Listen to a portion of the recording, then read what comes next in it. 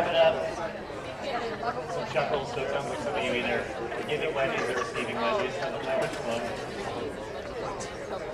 I don't know what your stories of teasing were like, but I'm going to tell you 2 stories of teasing, and then I'll connect the dots for you, hopefully, for our wall with 2 stories. But I had several siblings growing up. My family tree was sort of split off in different ways. Separated family, which made for a lot of fun sibling relationships. And I have one full-blooded brother who's actually in town this weekend sleeping in, so he's just chilling, which is good. And he and I always had a good relationship, but we would lightly tease one another. And probably what stuck out in my head when I was thinking about this was we had this routine that we fell into when we were maybe 12 to 14, somewhere in there. And we were down in the basement of our home where we were sort of exiled to because we were stinky 12 to 14-year-old boys. And that's where you put all the furniture in your house that you don't want because you're like, oh, these kids are going to sit on it. It's going to be gross. And so there was a chair down there that was older than we were. And it probably should have been thrown out a long time ago. And it was just the grossest thing. And we began to realize that. It had picked up body odor and sweat. And it was just disgusting. And we would have this sort of challenge. Whenever someone wasn't paying attention, one of us would tackle the other one into the chair and hold their head into the stinky cushion as long as we possibly could until the person gave up. So that's one teasing story. The second one is eerily similar. You'll hear some overlap between how we tease one another, and please don't evaluate me psychologically, Kayla.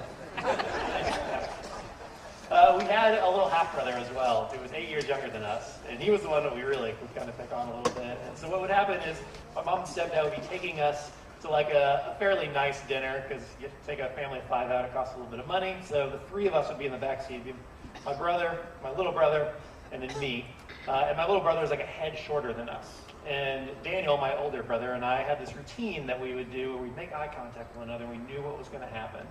And one of us would, this is messed up and disgusting, we would lift up our arm and say, "Hey Joe," our little brother, and he would turn, and the other one would slam Joe's head into our stinky, smelly teenage armpits and hold it in there.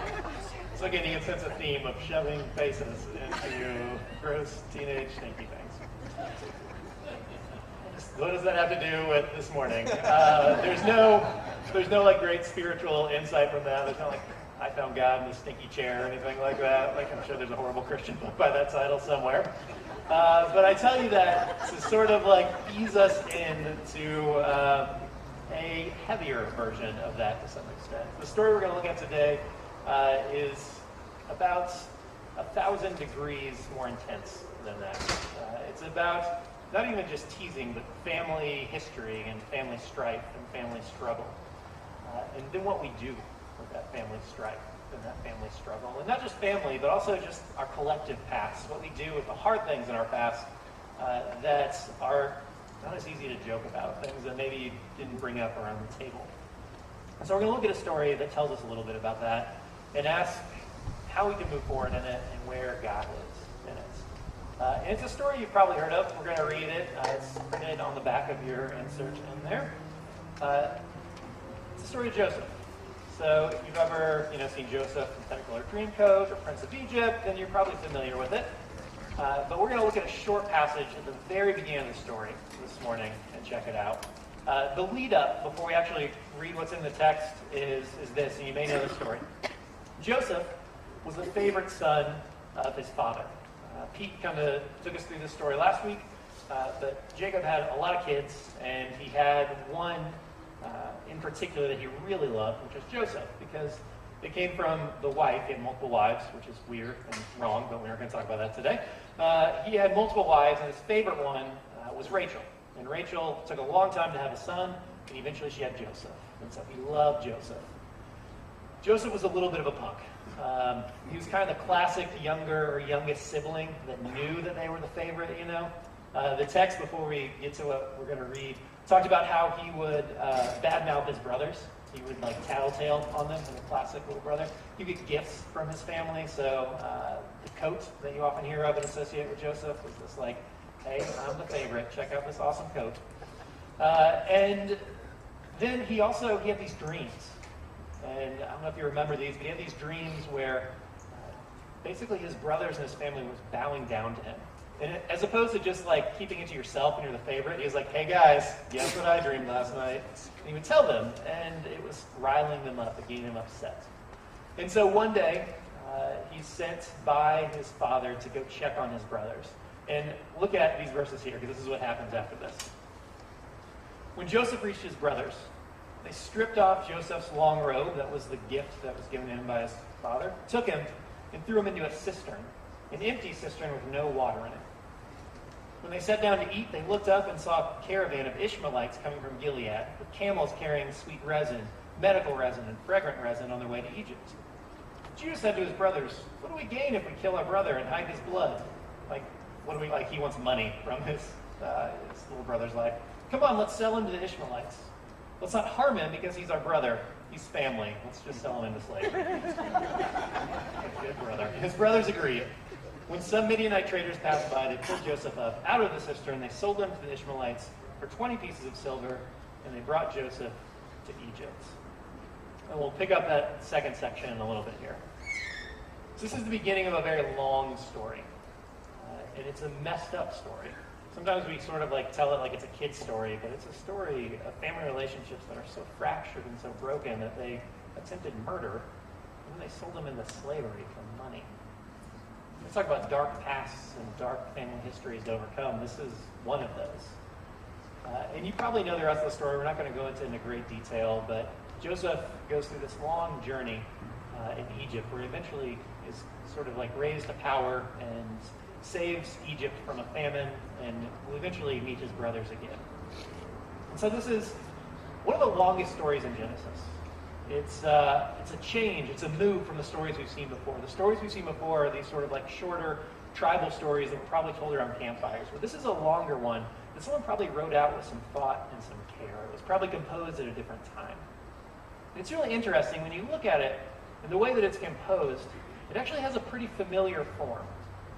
It's a form that is called by a scholar named Joseph Campbell the hero's journey. Have you ever heard of this before? Joseph Campbell was this scholar of ancient stories. What he did was he would look at all of these old stories from different cultures.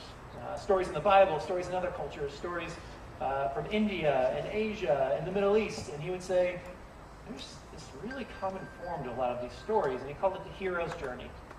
And what it is it's this form where there is someone, a central figure, the hero, who is called away from home, into a sense of adventure, into the unknown. And then when they get there, they're tested, and they're tried, and they endure temptation and hardship. But on the other end of that hardship, they come out and they experience redemption. And at the end of that, they come and they bring that redemption home. They return to where they originally came with something that is healing. Joseph Campbell calls it an elixir, which sounds a little weird, and hope he does, but it's just something that is healing for the group of people that he left. And so when we look at this story, it fits into that mold. Which doesn't mean someone was writing, it's now we're going to make a hero's journey story. It was a story or a pattern that speaks to us. So many stories fit this pattern because it's something that speaks to us on a deep level. And if you're I don't know about that, go watch a movie sometime and realize this pattern is still in how we tell stories because we find it powerful and transformative. Now, these stories normally involve these big, over-the-top sort of things. Like in this story, we're going to find that Joseph eventually becomes second in charge of all of Egypt, and he saves Egypt from a famine and all this sort of stuff. And it's well, I can't really relate to that. I don't think I'm going to become vice president of the United States. But, who knows? But so they might seem too large for us at times. They might seem like they're too big. But this is what Joseph Campbell said in an interview one time. Unlike the classical heroes, these heroes who did big things, we're not going to save the world, but ourselves. And in doing that, we save the world. So what he's saying is we find these stories, these patterns, stories like this one, powerful. They endure throughout thousands and thousands of years. Because on some level, there's something that we can all relate to in these stories. Something that when we endure hardship and hard times, we've all had to endure and transform and hopefully bring about something redemptive from it. And so I want us to look at this story through that lens, because when we do, we're going to see some really interesting things, specifically about what we do with our families and our pasts, the things that might have hurt us, and the things that are kind of ugly. So we'll check it out, and we'll look at it that way. Here's the deal. When we start to look at it through that lens of this hero's journey, of this leaving home, enduring trials, and then coming back to redemption, we find some really interesting, distinct differences that kind of tell us what the story may be trying to do. First off, in most hero's journey stories, the hero, the central figure, the Joseph of the story, is called out into the wilderness to find adventure. They leave, maybe reluctantly, but they leave their home for the sense of adventure. What we just read is not that exact story. Joseph wasn't called out of somewhere. Joseph was trafficked out of somewhere. He was kidnapped by his own family and forced into slavery. And so what we find is this story isn't just about some choice. It's about what we do, how we redeem the things that happen to us, how we redeem those hardships within our lives. And specifically, it's a story, I think, about what we do with those family pasts. If you look at this story, it has some really classic examples of crazy family dynamics that maybe you can relate to some extent. Maybe they're things that you have experienced yourself. Favoritism. I don't know if your family had a favorite, if it was you or if it was someone else that got the better treatments, got the gifts, that sort of stuff. It has a tattletale, a classic tattletale who's going to go and say oh, my brothers did this. I don't know if you had one of those growing up. Maybe that was you. I won't point to you if that was. But, it had jealousy. It had siblings who hated each other, who were jealous of one another in the way that they were treated. It even had disputes over inheritance. You don't see it directly in here, but one of the reasons that Joseph's brothers probably tried to kill him and then eventually sold him to slavery is they were worried he was going to end up getting the inheritance that they deserved, that was due him. But his father would say, oh, it's all yours because you're my favorite. And so they probably killed him partly for money. There's lying, there's groupthink. These brothers get together and they say, let's kill him. That seems rational. Obviously, it's not rational. So maybe you've experienced some of those things, hopefully not to the extent that Joseph did. Then the question is, what do we do with that? Where does this story lead us? What do we do with those hard things that are in our past? What we find is that throughout the story, Joseph endures a lot more. He's thrown in prison. He's falsely accused of other things. And on the other end of it, he eventually rises into power. And what we find in this is a choice, what it comes down to. Because what happens is Joseph ends up having a choice how to respond to this hardship, to this family trouble, to the bad things that have happened to him throughout his life. And it's at the end. It's this verse that I tacked on at the end of this. So it's several verses. It's 13 chapters ahead. What happens is Joseph's dad eventually dies. His brothers have realized that he's still alive, and they say to themselves, holy cow, Joseph might kill us right now. Joseph may actually pay us back what we are due. And Joseph says this, his brothers wept. They fell down in front of him and said, we're here as your slaves. But Joseph said to them, don't be afraid. Am I God? You planned something bad for me, but God produced something good from it, in order to save many lives of many people, just as he's doing today. Joseph had a choice for what to do with those painful things in his past. See, what actually would make sense here is for Joseph to respond to that violence, to that pain with more violence. Because that's what had happened in his family history. I don't know if you've been paying attention throughout the stories that we've been talking about in Genesis, but there's this theme of family violence and family retribution over and over again. You see it first with Cain and Abel, where Cain kills Abel. Actually, you see it first with Adam and Eve, where Adam blames his wife in the garden for the quote-unquote fall. You see with Cain and Abel in their relationship. You see with Jacob and Esau in their relationship. You see it with Ishmael and Isaac. And so deep in Joseph's brain, in Joseph's subconscious, I think, there is this cycle of family violence that he can choose to continue to enter into. He can say, this is what my family has always done. Everyone I've known has always had this strife And they've taken those hardships in their family and they have continued them on. What Joseph does is he decides to break that cycle. Now, like I said, in this hero's journey sort of structure, there is a point where this hero is supposed to bring something back to his family that is healing. And what it might look like at first in the story, if you actually zoom out and look at the whole story, is that the healing thing that Joseph brings is this like salvation from a famine. Because he saves up all this grain and he saves literally thousands and thousands, if not millions of people from a famine. And it seems like, oh, that's the thing that he's bringing, that's the healing and redemptive. But that happens, and I don't think that's actually the quote-unquote elixir, the healing thing he brings. I think this is the healing thing that he brings. The choice to break that cycle of family violence. To take the things in his past, the hard things in his past, and choose to say, those do not define me. I'm not going to continue to be that person who, despite my brothers, despite what my father, despite what my grandparents, my great-grandparents did, I'm not going to continue this cycle of violence and pain. So the elixir, the healing thing he brings, is the choice to break the cycle of pain and violence. And so when we look at this story, when we look at this quote-unquote hero's journey, I think that's one of the things it's trying to do for us. It's trying to help us look at those hard things that have happened in our past. Those family dynamics, even if you grew up in a great family, I assume there are probably still some dynamics and some things that you have to work through. And we can make a choice about what to do with those things. Now, there's some sort of social science and some psychology involved in this.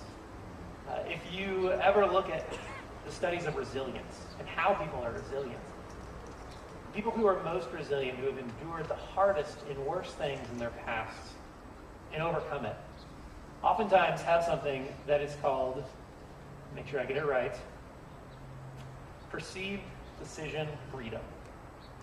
They're people that look at their past and they say, that was horrible. But then they say, I am not defined by that past. I can make a different choice. Now, scientists and psychologists and sociologists argue about whether that freedom is actually existing or not. That's why it's called perceived decision freedom. But people who just believe that they have that freedom then actually act into that belief and live in different ways, and they break that cycle. And so I think that is one of those things that this story is trying to instill in us. Is that whatever the hardship that you have endured, whatever kind of mess of family that you're working through, you always have a decision to break those cycles and that pain. Now, I'm not saying that's going to be easy. It might take years of therapy. It might mean acknowledging hard things in your past. It might mean acknowledging roles that you have played in those family dynamics. But what this story, I think, is trying to do is tell us we have the choice in those situations to bring healing, to make a different decision, to do something. I think about my own life, and I think maybe the best example of this is the tattoo that I have. I have a dragon that just comes right up back here. I'm just kidding. That would be a weird way to leave crosswalk. Let me just show you this real fast. This tattoo. So I'll explain the tattoo in a second here, but tattoo's for my dad. I've shared this before, but my dad passed away almost 3 years ago. And I don't know if this is a common experience. I think I've heard that other people have done this, but when my dad passed away, my mind just naturally went into this sort of like emotional math mode of trying to figure out what my dad's legacy and what our relationship was like. Was it a good one? Was it a bad one? Was I a good son? Was he a good father? And I started like trying to weigh it out, like putting different things in the scales, like, we talked some, not probably enough. He was very loving and that sort of stuff. And so I started to do this math and try to weigh these things out. And what I realized is that it was a mixed bag. My dad was an amazing man. He was thoughtful and intelligent. He was unafraid to show emotion and love for us. He was present. He was active. He showed up for us for a variety of things. He tried to instill a spirituality in us that I appreciate. He's also a human being. He could be a little dogmatic. He was a little more black and white than I want him to be on some certain things. He could be a little bit strict on some things. And so as I began in this process to sort of like weigh these things out, what I realized is that my dad was an amazing dad, but he also was a human being with hurt and pain. And so what I sort of did was I just took those things off the scale and I said, it's a messy situation. I'm not going to be able to sort this out perfectly.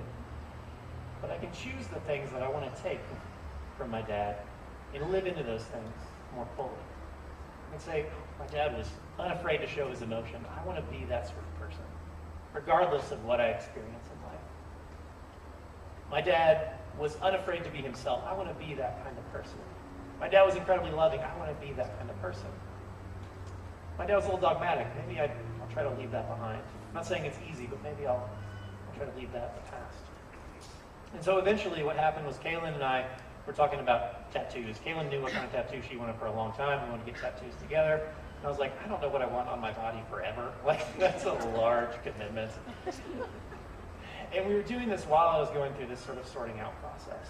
And I realized, as I began to realize the nuances of my relationship with my dad, and I began to realize the things that I wanted to take from that relationship, the things I wanted to leave behind, there was a quote that he loved that summarized to me the best of who he was and the things that I wanted to take from him. And it's the quote that's tattooed on my arm. It's from Henry David Thoreau. It's one of his favorite quotes. It says, if a man, and sorry, it's not gender neutral, but it applies to women too. If a man does not keep pace with his companions, perhaps it's because he hears a different drummer. Let him step to the music which he hears, however measured or far away. That is who my dad was. My dad was unafraid to be himself. He was thoughtful. He was articulate. He didn't care what other people thought of him. And so as I look at my life and this sort of like mixed but grateful relationship that I have with him, this is what I'm taking from it. This is who I want to be from my dad. Obviously, that's much different than the story of Joseph in some ways. My dad was a very loving person. I never experienced the sort of hardship that Joseph experienced. But I think that's what this story is trying to do for us. To look at our past, to look at our family relationships, to look at the things that we've endured, the relationships that we've had, and give us the freedom to make the choice and say, these are the things that I want to take from them. And these are the things that I want to leave behind. Now, obviously that's easier said than done. It takes a lot of work. And I'm speaking mostly on a personal level right now, but this wasn't just a personal story. This was also a communal story. So this was a story that was meant to be read in large settings, sort of like this, even bigger sometimes, and reflected on. And so it's not just about personal past. It is about personal past, but it's also about collective and communal pasts. And it's meant to instill in Israel that same sort of choice, I think. Israel had a really mixed history. I don't know if you've read much of the Old Testament. It's pretty messy and ugly in there. Israel had some times where they were really living into this vision of who God said they could be, and they were welcoming their neighbors and strangers and caring for one another really well and really beautifully. And then there were other times where they were slaughtering their neighbors, and they were doing horrible things to their neighbors, and they were doing horrible things to one another. And so what I think this story was meant to do, as Israel looked back on it, was to say that same sort of thing. We have a messy history and a messy collective past. But we have the freedom and the choice to choose how we want to move forward and how we want to live into it. I think that same sort of thing can apply for us today. Pete mentioned earlier, I don't know how you're feeling this weekend. It was a really heavy week in a lot of ways, but we saw yesterday in Charlottesville a really ugly and dark part of our collective histories. Something that maybe a lot of us thought had just been kind of swept under the rug or was gone. Violent and awful racism and white supremacy. And I think what this story is trying to make us do is to have the honesty to look at that, to look at our past and to look what's still there and say, we have a choice. We have a choice where we can do the hard work and acknowledge that past and that hardship. We can say that maybe America isn't as equal as we think it is. Maybe there is still violence and oppression and racism.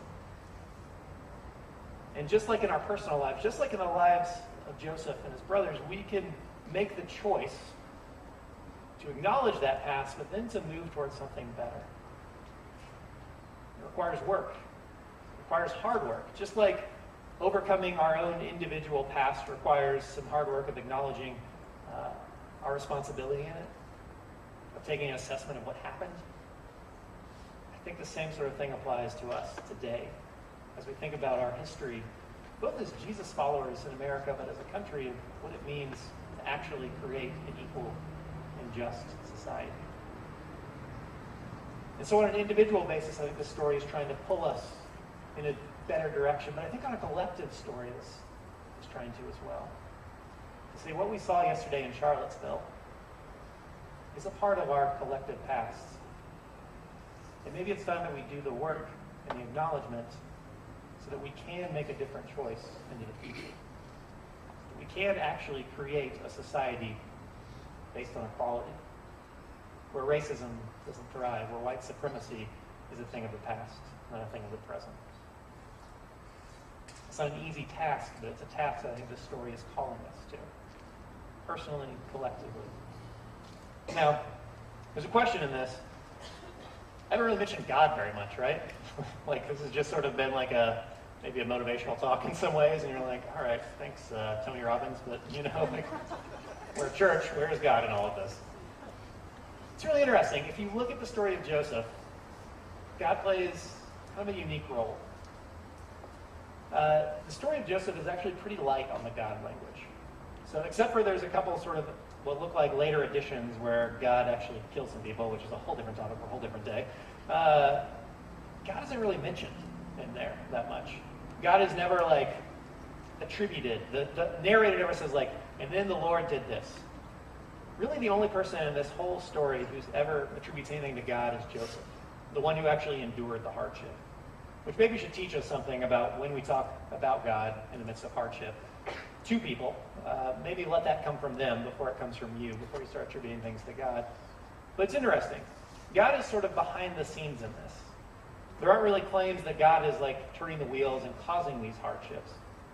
In fact, look at what Joseph says at the end here, again in chapter 50. He said, "You planned something bad for me, but God produced something good from it." You planned something bad, but God produced something good from it. This sounds very similar to the New Testament passage. God works all things together for good, which is not the same as God causes all things for good. There's a very important difference here. This ancient story is telling us that I think the New Testament authors are trying to tell us, and that I think we can still learn today. In the midst of our hardship, in the midst of family struggle, in the midst of racism, in the midst of national struggle, God is not causing those things. But God is the grounded being, the force of love that we always have the choice to tap into, that is trying to move us towards greater wholeness, trying to transform those ugly things in our past, trying to resurrect those things into greater wholeness, into greater love. And I think that's what the story is trying to do. It's trying to tell us we have a choice in every moment, personally, collectively, to cycle either into the cycles of hate and violence that have been in our past, or to tap into the ground of being, the flow of love, the healing presence of God that is always available to us. So friends, I hope today, whatever you're wrestling with, whatever your past looks like, that you feel the freedom to walk boldly into the future that God is trying to move us towards. To that ground of being and that flow of love. Let's close with prayer, and then I'll give you a couple seconds to kind of process this and kick it around, and then the band will come up one last time. God, we acknowledge that life is hard, that there are dark things in our own past, in our collective past, that those things bubble up actively into our lives, into our culture now. I pray that this ancient story might lead us into freedom, into the brave and bold and hard choice to break those cycles of violence, of racism, and of hardship. I pray that we might do that deeply rooted in your love and in your presence, God. In your name, amen. So, I know that was sort of like a heavy place to land, but just take a couple minutes and talk about what hit you, what stuck with you. We covered a lot of different stuff. Take a couple minutes and say, just kind of, what's that story doing in you as you think about the choices in your life and the hard things that maybe you need to wrestle with. So take a couple minutes, the band will come up, and then they'll lead us in one last song. So go for it, friends.